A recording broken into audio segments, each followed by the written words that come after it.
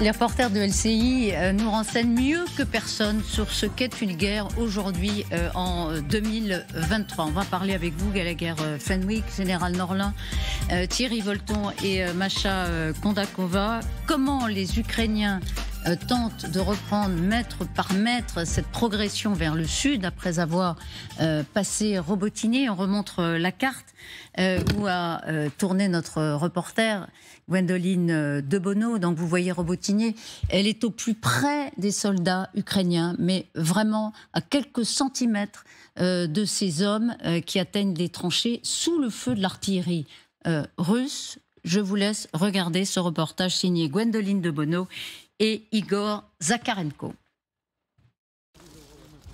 En silence, des colonnes de soldats rejoignent les positions les plus éprouvantes de la ligne de front. Ce réseau de tranchées formait la première ligne de défense russe. Ces hommes de la 65e brigade s'en sont emparés au début de la contre-offensive. Des munitions russes ont été laissées sur place. Vous voyez tout ça, c'est du matériel neuf, même pas déballé. Mais tu vois la distance à parcourir jusqu'ici? On n'amène pas de voiture ici, faut tout porter à pied. Donc on prend, mais petit à petit. Pour rejoindre les positions plus avancées, pas d'autre choix que de progresser à pied, à découvert sur plusieurs kilomètres.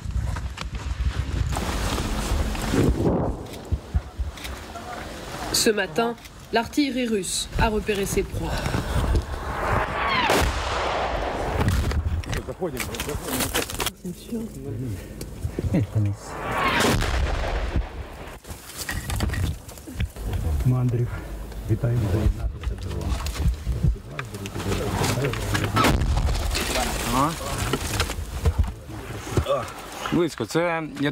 Les Russes voient tout avec la reconnaissance au drone. Et ils corrigent leurs tirs là.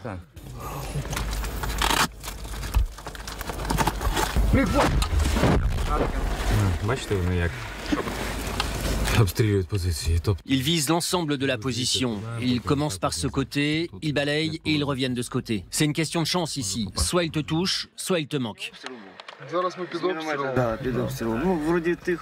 Là on est sous le feu, avec un petit moment de calme. Mais c'est tout le temps comme ça.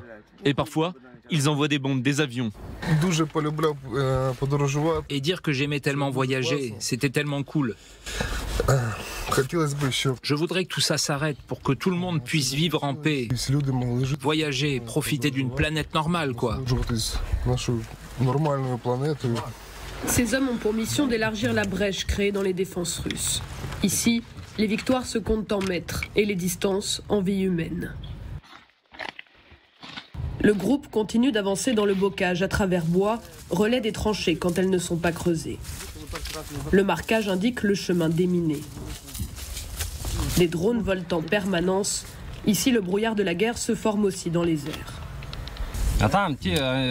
C'est nos gars des drones là-bas? Peut-être, j'en sais rien. Ça fait qu'une nuit qu'on est là. On nous a emmenés ici quand il faisait sombre. À terre, à terre, à terre! Un avion russe largue 2 câbles, des bombes de 500 kilos. Ils peuvent tirer avec les câbles depuis les avions et l'artillerie. Attention, l'artillerie arrive encore ici aussi. Après les câbles, des drones kamikazes sont arrivés. Les Russes ont vu l'image. Et ensuite, ils ont envoyé des drones kamikazes. Et on a 2 blessés. Mais je sais pas à quel point ils sont touchés. Numéro 1, je suis en contact. Je vous reçois. Blessure grave ou légère? Légère. Enfin, léger moyen. Bien reçu. Je pense qu'ils peuvent peut-être s'évacuer tout seuls. Tu peux donner l'ordre. Les Russes s'acharnent à reprendre leurs tranchées perdues, dit un soldat. L'arrière-front n'est pas épargné. À 6 km du champ de bataille, un jet russe vient de larguer sa bombe sur une ville où vivent encore plusieurs centaines d'habitants. Voilà, un reportage signé encore une fois Gwendoline de Bono et Igor Zakharenko. Formidable reportage, parce qu'il montre la guerre à hauteur d'homme avec tout ce que ça représente. Très émouvant reportage, personnellement. Moi, je trouve ça... Bravo.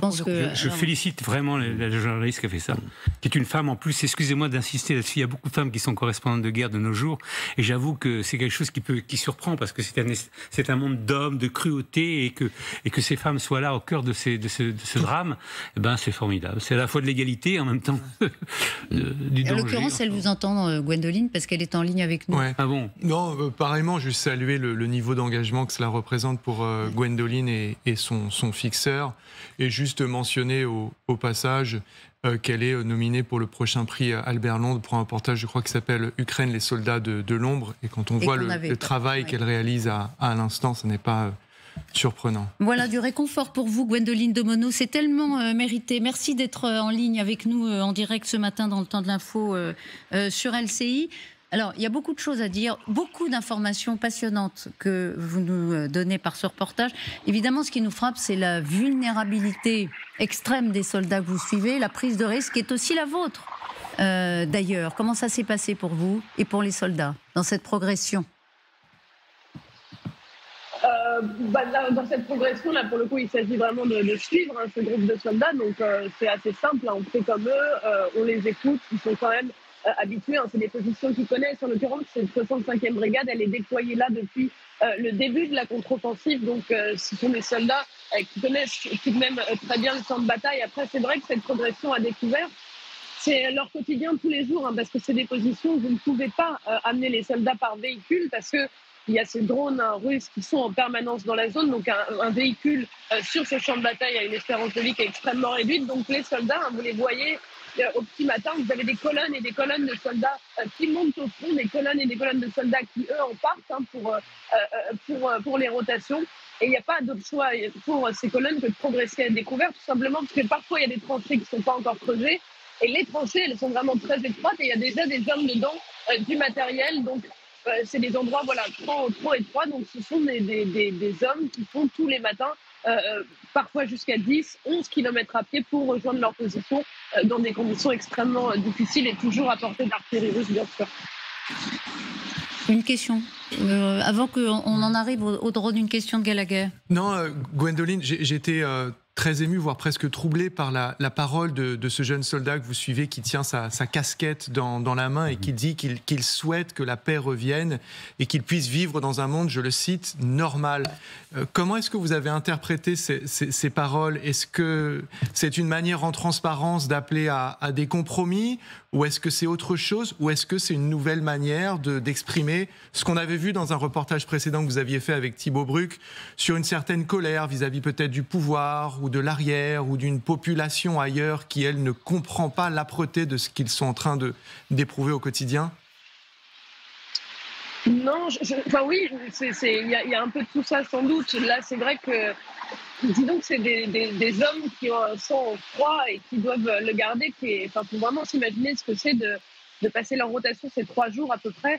Donc, c'est 3 jours vraiment à être sous le feu de l'artillerie sur ces positions-là. C'est pas le cas partout, mais sur le front de Robotyne, c'est vraiment extrêmement dur.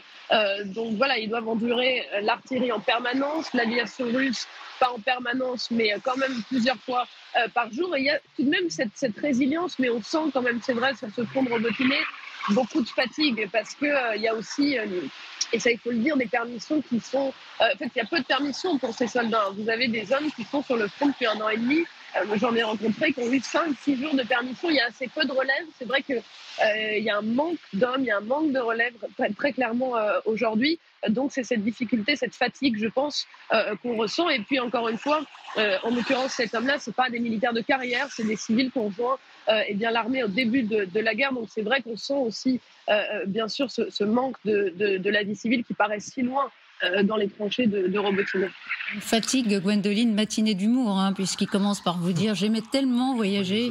Et dire que j'aimais tellement voyager, c'était tellement cool. Est-ce que ces hommes que vous avez suivis ont conservé leur position ? Oui, alors ils les ont conservés en sens de l'humour. Je fais juste une parenthèse, pour vous le mentionner, c'est vrai que c'est très ukrainien et que même dans les endroits très difficiles, il y a toujours des blagues. Moi, c'est quelque chose qui me marque à chaque fois que je peux aller sur les différentes lignes de front. Alors, ils ont conservé ces positions. Là encore, leur but, c'est d'élargir, si vous voulez, cette brèche qu'ils vont créer au niveau de Robotiné, d'élargir les flancs donc dans deux directions, ce qui est extrêmement difficile, pour ensuite peut-être faire passer des blindés, en tout cas pour ne pas se retrouver dans une nasse d'artillerie, pour pouvoir progresser. Donc, ils ont conservé ces positions. Et les zones que vous voyez dans le reportage font partie d'un groupe d'assaut, et ils font des assauts tous les jours, par petits groupes sur les positions russes, ce qui est extrêmement difficile, mais ils le disent. Ils n'ont pas d'autre choix, faut qu'ils conservent l'initiative absolument sur ce secteur du front. Et leur objectif final, c'est la ville de Tokmak, qui est à 20 km. Mais c'est vrai que vu de ces positions, 20 km, ça paraît vraiment très très long. D'autant plus qu'ils n'ont pas pas ou presque pas de support aérien. Général Norlin, vous vouliez aussi poser une question à Gwendoline ? Non, c'était pas vraiment une question, mais enfin, c'était justement pour dire pour remercier Gwendoline de ce reportage qui est très intéressant parce qu'il montre, comme on l'a dit, la réalité du combat et le fait que maintenant, après l'espoir d'une offensive qui aurait pu être appuyée par des blindés, que maintenant, compte tenu du manque de maîtrise aérienne notamment, ils sont obligés de faire ça à pied, sans véhicule, sans blindés, etc. etc.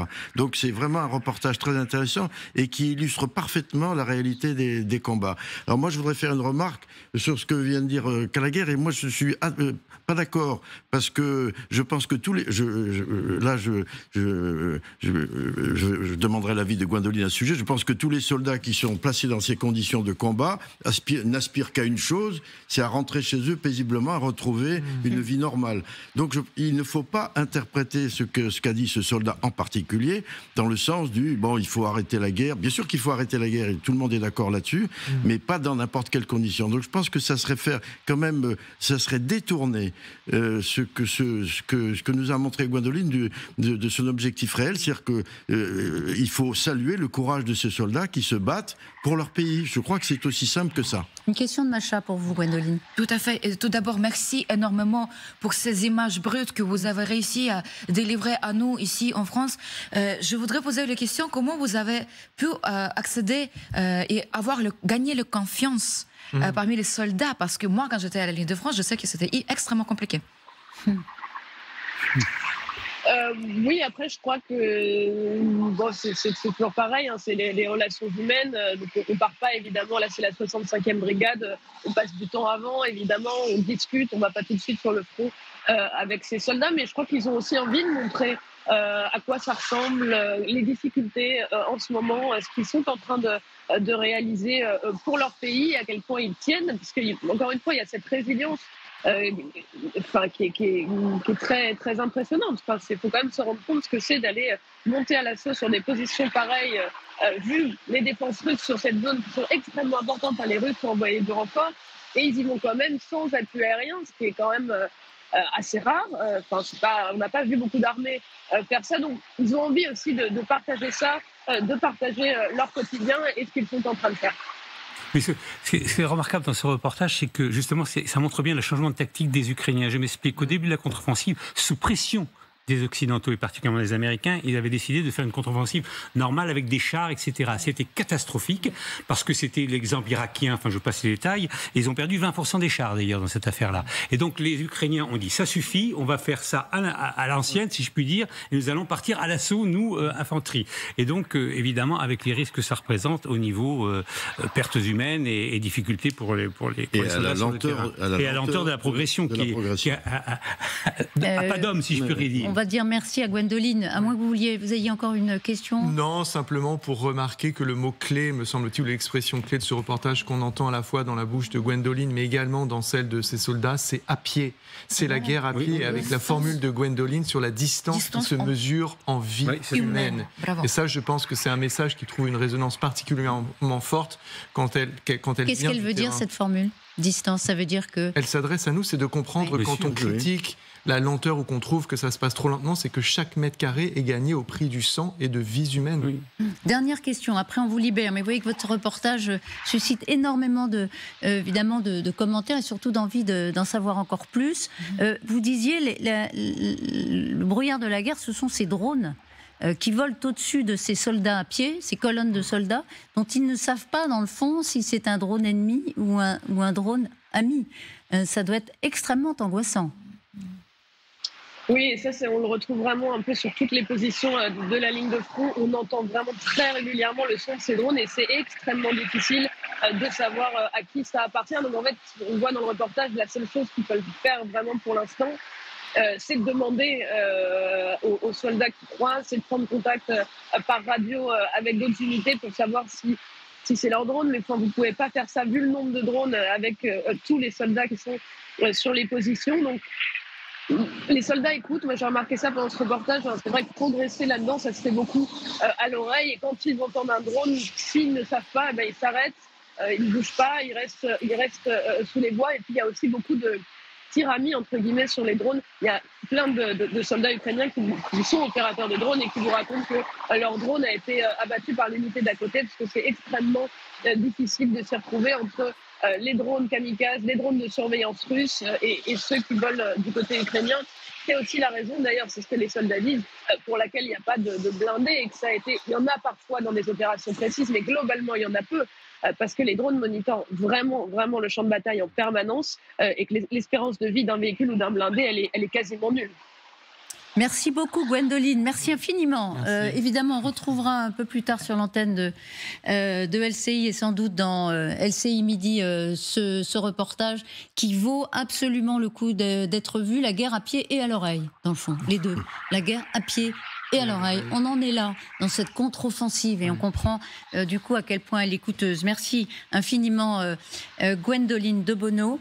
Et je rappelle aussi le nom de votre fixeur, Igor Zakharenko. Ce sont évidemment des hommes et des femmes qui sont très précieux.